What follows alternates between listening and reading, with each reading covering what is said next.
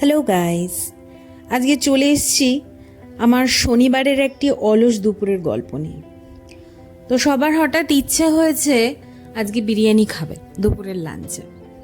তো কি করা, রান্না বান্না তো সেরম নেই বলতে গেলে। তো আমার একটু ইচ্ছে হলো কাবাব বানাই।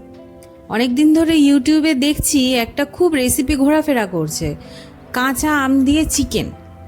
তো সেই রেসিপিটাই আমি একটু আমার মতো করে নিজের মতো ঘুরিয়ে নিলাম। আর সকাল সকাল যেহেতু সেরম কাজ ছিল না, তাই হেলতে দুলতেই গেলাম রান্নাঘরে। একটা কাঁচা আম আর রসুন একটু পুড়িয়ে নিলাম, এটা বলতে পারো নিজের একটা আইডিয়া। তারপরে ওটাকে একটু জল ঝরানো দই আর এই কাঁচা আম, লঙ্কা, ধনেপাতা, লেবু, নুন দিয়ে সব কিছু পেস্ট করে চিকেনটা ম্যারিনেট করে ফ্রিজে কিছুক্ষণ রেখে দিয়েছিলাম। তারপর এটাকে আমি এয়ার ফ্রায়ারে কুক করব। আর চিকেনটা আমি ফ্রিজে কিছুক্ষণ রেখে দিই যাতে টেন্ডার হয় ব্যাপারটা। তারপরে আমি এগ রাইসের জন্য প্রস্তুতি শুরু করেছিলাম।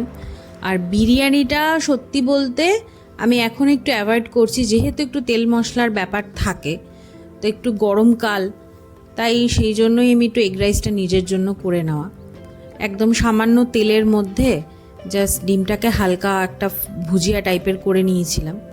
তারপরে সবকটা সবজি দিয়ে অল্প একটু সয়া সস দিয়েছিলাম। সয়া সসটা অনেকে পছন্দ করে না ঠিকই, কিন্তু সত্যি বলতে আমার সয়া সসের ফ্লেভারটা খুব সুন্দর লাগে, আমার পার্সোনালি খুবই ভালো লাগে। সেটা দিয়ে একটু রাইসটাকে নাড়িয়ে চাড়িয়ে নিয়েছিলাম। হয়ে গেল আমার এগ রাইস।